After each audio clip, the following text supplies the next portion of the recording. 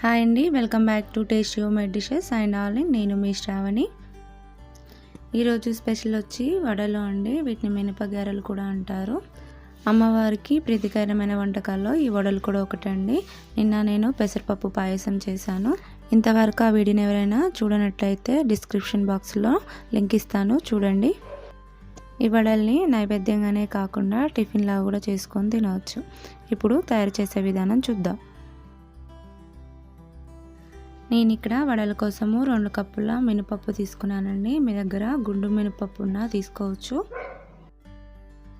ఈ మినపప్పును ఒక 2-3 సార్లు బాగా కడిగి తీసుకోవాలండి. దాంట్లో మళ్ళీ వాటర్ పోసి ఒక 4-5 గంటల వరకు నానబెట్టుకోవాలి, లేదా ఓవర్ నైట్ కూడా పెట్టుకోవచ్చు. నేను మినపప్పును నైట్ అంతా నానబెట్టానండి. మనకి ఇలా మెత్తగా అయిపోయింది. దీన్ని ఇప్పుడు మనం వడగట్టుకుందాం.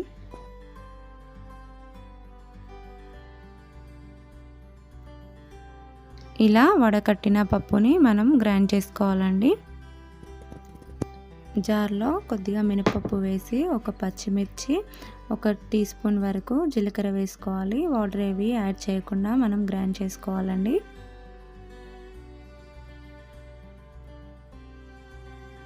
ఈ వడల కోసము మనకు పిండి ఇలా గట్టిగానే ఉండాలండి, మరీ జారుగా ఉండకూడదు.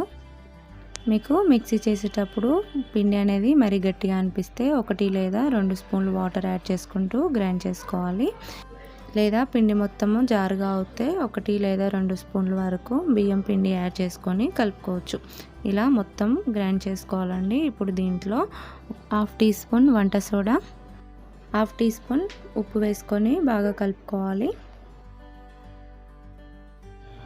ఇప్పుడు నేను ఇందులో 1 టీ స్పూన్ బియ్యం పిండి వేసుకుంటున్నానండి. ఇలా వేసుకోవడం వల్ల లోపల స్పాంజీగా, బయట క్రిస్పీగా, టేస్ట్ కూడా చాలా బాగుంటుందండి. మీకు ఎంత వీలైతే అంతవరకు బాగా కలుపుకోవాలండి. ఇలా కలుపుకోవడం వల్ల మనకు గారెలు అనేవి బాగా పొంగుతాయి.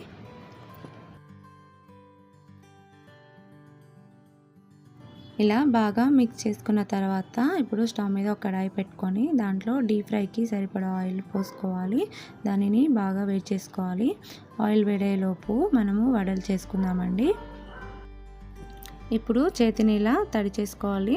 తడి చేసుకోవడం వల్ల మనకు పిండి అనేది అంటుకోకుండా ఉంటుంది. ఇప్పుడు చూపించే విధంగా బౌల్లో చేసుకొని ఇలా రౌండ్గా చేయడం వల్ల మనకు వడ అనేది మంచి షేప్లో వస్తుందండి. ఇప్పుడు దీన్ని కొంచెం మధ్యలో హోల్ చేసుకోవాలి.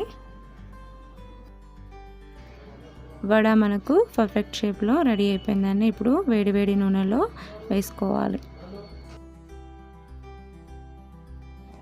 ఇదే విధంగా పిండిని మొత్తము ఇలాగే చేసుకోవాలండి. వడ వేసే ప్రతిసారి చేతిని తడి చేసుకొని ఇలా వడ చేసి వేడి ఆయిల్లో వేసుకోవాలి. ఒకసారి ఆయిల్ వేడెక్కాక మనము స్టవ్ని మీడియం ఫ్లేమ్లో పెట్టుకోవాలి. హై ఫ్లేమ్లో పెట్టి ఫ్రై చేసుకుంటే బయట కలర్ వస్తుంది, కానీ లోపల పచ్చిగానే ఉంటుందండి. నేను ఇక్కడ అమ్మవారి కోసం చేస్తున్నా కాబట్టి ఈ వడల్లో ఏం వేయట్లేదండి. మీరు స్నాక్స్లా కానీ టిఫిన్లా కానీ చేసుకుంటే కొద్దిగా ఉల్లిపాయ ముక్కలు, పచ్చిమిర్చి, కరివేపాకు, కొత్తిమీర ఇలా వేసుకొని డీప్ ఫ్రై చేసుకోవచ్చు. ఇదే విధంగా అన్ని వడలు చేసుకొని మంచి కలర్ వచ్చే వరకు మీడియం టు లో ఫ్లేమ్లో పెట్టుకొని 2 వైపులా తిప్పుతూ ఫ్రై చేసుకోవాలండి.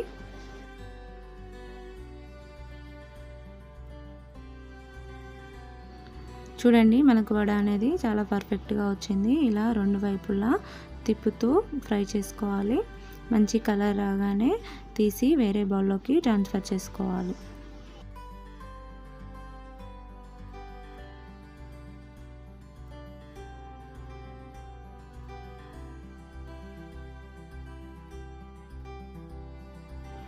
మిగిలిన పిండిని కూడా ఇలా వేసుకొని లో టు మీడియం ఫ్లేమ్లో పెట్టుకొని మంచి కలర్ వచ్చే వరకు డీప్ ఫ్రై చేసుకోవాలి.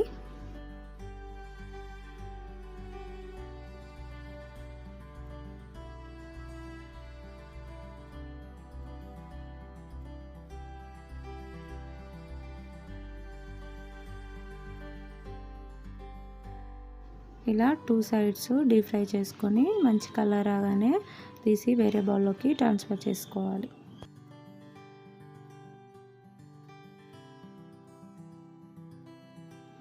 అంతేనండి, మనకు వడలు రెడీ అయిపోయాయి. నేను చూపించే విధంగా చేయండి, మనకు షేప్ అనేది పర్ఫెక్ట్గా వస్తుంది. చూడండి, లోపల స్పాంజీగా బయట క్రిస్పీగా టేస్ట్ చాలా బాగుంటుందండి. మనకు అచ్చం హోటల్లో దొరికే వడలాగానే ఉంటుంది. మీరు కూడా తప్పకుండా ట్రై చేసి ఎలా వచ్చిందో కామెంట్ బాక్స్లో చెప్పడం మాత్రం మర్చిపోకండి. ఈ వడలు మీకు నచ్చినట్టయితే లైక్ చేయండి, షేర్ చేయండి, సబ్స్క్రైబ్ చేసుకోవడం మాత్రం మర్చిపోకండి. Thank you for watching.